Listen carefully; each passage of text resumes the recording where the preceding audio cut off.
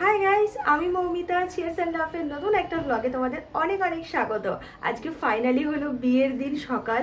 তো আমি আজকে একাই যাব গায়ে হলুদের জন্য। রাজদীপ তো অফিসে যাবে, মানে ছেলেদের সবারই অফিস আছে। আর অনুশ্রী আসার কথা ছিল, বাট অনুশ্রী আর আসবে না।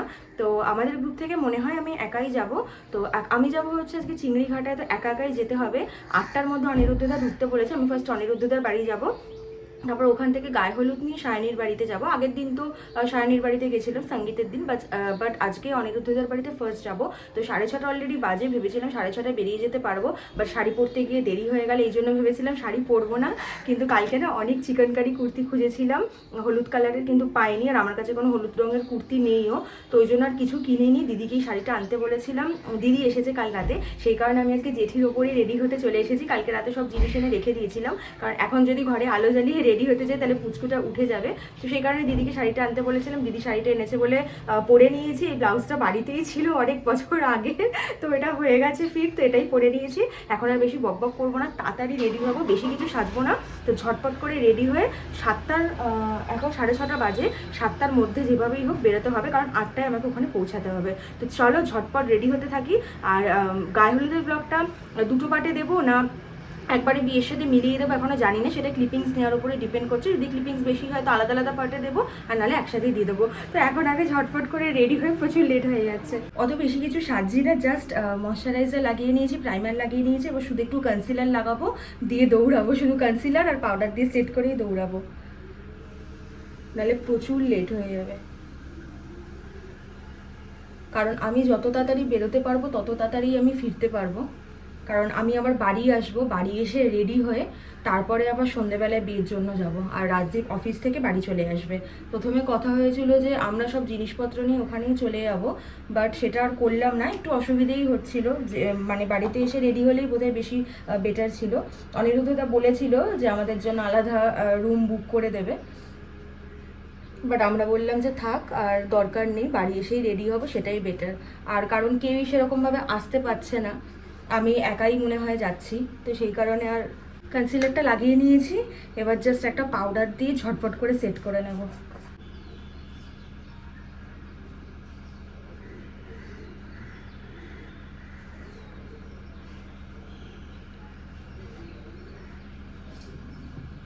কতটা পাউডার পড়ে গেল তাড়াহুড়োতে।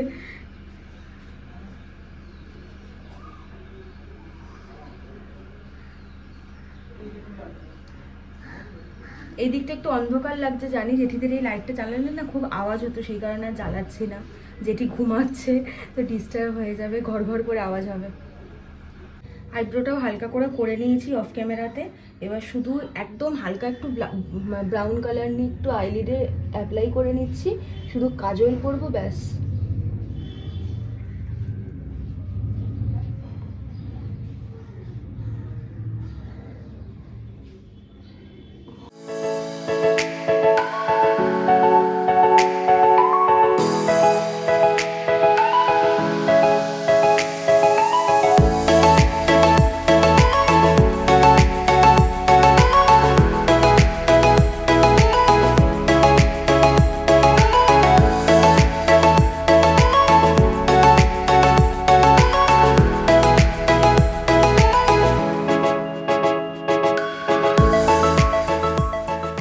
রেডি হয়ে গেছি, নিচে গিয়ে শুধু ভাবছি যে চুলটা একটু বেঁধে নেবো। এইভাবে ছেড়ে আর যাবো না, কারণ বাসে যাবো পুরো ভূতের মতো হয়ে যাবে চুলগুলো। তো সেই কারণে চুলটা ভাবছি বেঁধেই নেবো। আর কি ইয়াররিংস পরবো জানি না, কারণ এই শাড়ির সঙ্গে কোনো ইয়াররিংস আমি বেছেও রাখিনি। দেখা যাক কি পরি না পরি, শুধু চুড়িটা পরবো, চুলটা বাঁধবো, দেন বেরিয়ে যাব। তো চলো, অনেক তাড়াতাড়ি আমি রেডি হয়েছি। এখন 6:45 বাজে, মানে 6:30তে রেডি হওয়া স্টার্ট করেছি, 6:43 হয়েও গেছে। তো নিচে গিয়ে ফাইনাল রেডি হয়ে ঝটপট করে বেরিয়ে যাব। রেডি হয়ে গেছি, চুলটা কোনো রকম বেঁধে নিয়েছি। আর মায়ের কাছে ছোট্ট একটা ইয়াররিংস ছিল, সেটা পরে নিয়েছি। একটু খালি খালি লাগছে জানি, বাট কিছু করার নেই, এখন রাতে বেশি করে সেজে নেবো। তো এখন চলো বেরোনো যাক। বাড়ির সামনে থেকে রিক্সায় উঠে গেছি, এখন রথতলা যাব। রথতলা থেকে বাস ধরে আবার বিধাননগর নামবো, বিধাননগর থেকে আবার বাস ধরে তারপর চিংড়িঘাটা যাব। তো এখন 7:05 বাজে। মনে তো হয় 8টা পুরোপুরি ঢুকতে পারবো না, 8টা হয়তো বেজে যাবে, বাট ঠিক আছে, অ্যাটেন্ড করতে পারবো অনুষ্ঠানটা। চিংড়িঘাটে পৌঁছে গেছি। 8টার মধ্যে আসার কথা ছিল, 8টার মধ্যে তো আসতে পারিনি, কিন্তু এখন 8:12 বাজে। 8:12 চিংড়িঘাটা বাস স্ট্যান্ডে নেমে গেছি। অনিরুদ্ধদাকে ফোন করলাম, বললো যে তুই মুখটাতে দাঁড়া, আমি তোকে একবারে নিতে আসছি। এমনি বলে দিচ্ছিল ফোনে আমি চলেই যেতাম, বাট বললো যে না, তাও তুই দাঁড়া, আমি এসে নিয়ে যাচ্ছি। এখন ওয়েট করছি অনিরুদ্ধদা এলে অনিরুদ্ধদার বাড়ি যাবো। তার মানে এখনও গায়ে হলুদটা স্টার্ট হয়নি, একদম ঠিকঠাক টাইমেই এসেছি। কোন দিক দিয়ে এলে? ও, অনিরুদ্ধতা বলছে এখনো অবধি বৃদ্ধি স্টার্ট হয়নি, তো বৃদ্ধি হতে হতে 1 ঘন্টা তো লেগেই যাবে। আর স্বাভাবিক বৃদ্ধিতে বসে গেলে তো আমাকে নিতেই আসতে পারতো না। তো বৃদ্ধি হতে হতে মোটামুটি আমি ভাবতেই যাচ্ছিলাম যে 11টা হয়তো বেজেই যাবে। আর বাড়িতে আসার সঙ্গে সঙ্গেই কোনো রকম সময় নষ্ট করেনি, সাথে সাথে বৃদ্ধিতে বসে গেছে। আর আমার অনিরুদ্ধতার বাড়িতে এসে যে জিনিসটা সব থেকে ভালো লাগলো, যে ফ্যামিলি মেম্বার থেকে শুরু করে অনিরুদ্ধতা তো আছেই শাইনিকে সাপোর্ট করার জন্য, বাট ফ্যামিলি মেম্বারদের মধ্যেও আমার যেটা খুব ভালো লাগলো, তারা সমস্ত কিছু নিয়মকানুন সময়ের মধ্যে শুরু করে দিয়েছে, যাতে শাইনির বাড়িতে হলুদ পৌঁছাতে কোনো রকম দেরি না হয়ে যায়। কারণ শাইনির আজকে স্টুডিও বুকিং আছে, ওকে স্টুডিওতে এসেই সাজতে হবে। তো সেই কারণে সবাই এটা খেয়াল রেখেছে, সবাই মাথায় রেখেছে যাতে শাইনির বাড়িতে হলুদ কোনো রকমভাবে দেরিতে না পৌঁছায়, যাতে শাইনির কোনো অসুবিধের সৃষ্টি না হয়। আর এখন কাকু মানে অনিরুদ্ধতার বাবা অনিরুদ্ধতাকে হলুদটা ছুঁয়ে দিচ্ছে, এরপর ঠাকুরমশাইও ছুঁয়ে দেবেন। তো এই জিনিসটা আমার না ভীষণ ভালো লেগেছে। আমি তো বলবো শাইনি খুব খুব খুব লাকি যে এত ভালো একটা ফ্যামিলি পেতে চলেছে। আর ঠাকুরমশাইয়ের হঠাৎ করে মন্ত্র পড়া দেখে অনিরুদ্ধতা হেসে উঠেছে, যেরকমটা আইবুড়ো ভাতের দিন উলুর আওয়াজ শুনে হেসেই যাচ্ছিল। প্রথমে কথা হয়েছিল যে বৃদ্ধিতে হলুদ ছুঁয়ে শাইনির বাড়ি চলে যাবে, কিন্তু সবাই বললো যে না, একেবারে গায়ে হলুদটা হয়েই যাক। তো সবাই এখন ছাদে যাচ্ছি, গিয়ে সব কলা গাছগুলো লাগানো হবে। তাই তো, কলা গাছ লাগাবে না লাগানো? হ্যাঁ, কলা গাছগুলো লাগাচ্ছে ওপরে। তো ছাদে একবার অনিরুদ্ধতার গায়ে হলুদটা হয়ে গেলেই আমিও একেবারে শাইনির বাড়ি যাবো। নাহলে আমিও কনফিউজ হয়ে যাচ্ছিলাম যে শাইনির গায়ে হলুদটা যদি দেখতাম তাহলে অনিরুদ্ধতার গায়ে হলুদ দেখতে পেতাম না, যে কোনো একজনেরটাই দেখতে হতো। বাট এখন দুজনেরটাই দেখতে পাবো, কারণ অনিরুদ্ধতার গায়ে হলুদটা হয়েই যাবে আর একবারেই শাইনির বাড়িতে যাবো। তো চলো এখন উপরে যাই, ভিডিওটা অফ করে আগে মানে শাড়ি পরে সিঁড়ি দিয়ে আগে উঠি, তাহলে পেঁচিয়ে যাচ্ছে পায়ে। অনিরুদ্ধতার এখন ভিডিও শুট, ফটোশুট চলছে।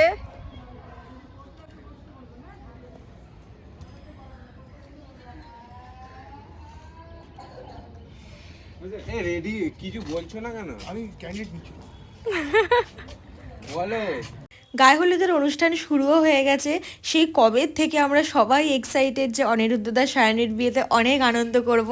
ফাইনালি অনিরুদ্ধদার গায়ে হলুদ হয়েই গেল।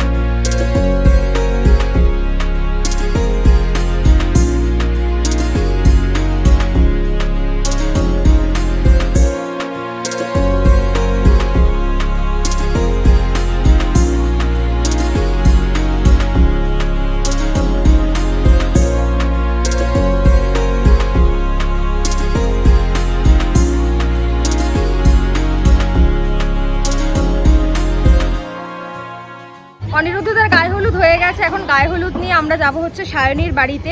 তো আমি জানি না কখন ব্যাক করব, কারণ আবার মানে আমাদের একটা গাড়ি যাবে এখন শুধু হলুদ দিতে, আবার পরে কয়েকজন যাবে হচ্ছে তত্ত্ব নিয়ে। তো আমি জানি না যে এসে আবার যাব কিনা, আমার ইচ্ছে আছে যে একবারে থেকেই যাব, যখন তত্ত্বটা যাবে ওদের সঙ্গে একেবারে এখানে ব্যাক করব আর এখান থেকে বাড়ি চলে যাব। তো শায়নির সাথে দেখা করার জন্য এখন খুব এক্সাইটেড।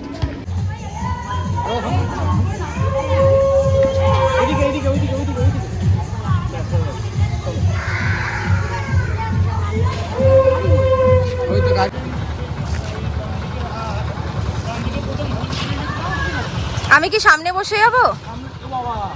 তুই যাবি? তুই ওকে ছেড়ে দাও, তুই যখন পেয়ে যাবি তখন চলে যা। তো অনিরুদ্ধদার দুই দিদির সঙ্গে আমি এখন শায়নিদের বাড়ি যাচ্ছি, আর পিছনে গাড়ি অলরেডি চলেও এসছে, ওখানে তত্ত্ব করে আর বাদবাকিরা সবাই আসবে। তো সবাই আমার ভিডিও দেখে, এটা শুনে আমার খুব ভালো লাগছে। আইবুড়ো ভাতের ভিডিওটা নাকি সবাই দেখেছে, পুরো গ্রুপে একা এসেছে, কিন্তু অতটা আমার কিছু মনে হচ্ছে না, চেনা পরিচিত সবার সাথেই হয়ে গেছে। চলো সবাই দেখো, বেশি করে লাইক টাইক দিও, ভাইয়ের বিয়ে আমাদের মজা হবে, দেখতে থাকো।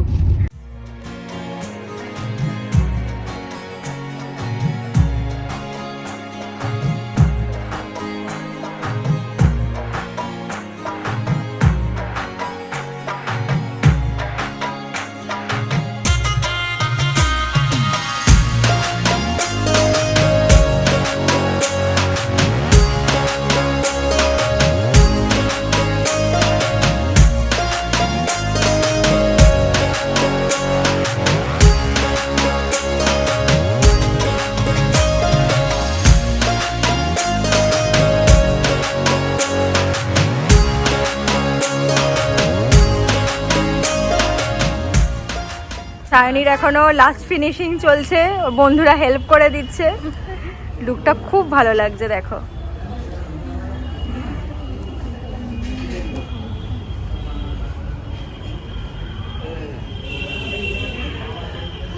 কেমন লাগছে তুমি একটু বলো, মানে কিরকম এক্সপিরিয়েন্স হচ্ছে আপাতত?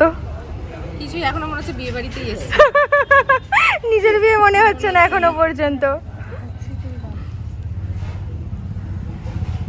অনিরুদ্ধ তো দেখাচ্ছিল ফটোটা, খুব সুন্দর লাগছে। আচ্ছা, সায়নীর গায়ে হলুদ আমরা দেখতে পাইনি, চলে যাচ্ছি ওর সাথে কয়েকটা ফটো তুলে, কারণ ফটোগ্রাফার এখনও মানে বৃদ্ধির লুকটা, মানে ওই যে লাল পাড় সাদা শাড়িটা পরেছে সেটার ওপরে কয়েকটা ফটো তুলছে, ওদের এখনও তোলা শেষ হয়নি। তো আমাদের যেহেতু বাড়িতেও আবার ফিরতে হবে আর সবাই বেরিয়ে যাচ্ছে, তো আমি ওদের সঙ্গে চলে যাবো, কারণ আমি এখানে থাকলে তো আর যেতে পারবো না। তাই আর ওর গায়ে হলুদটা দেখছি না, এমনি দেখা করে চলে যাচ্ছে, আবার সন্ধ্যেবেলা দেখা হবে। আর এখন আমরা অনিরুদ্ধদের বাড়ি যাবো।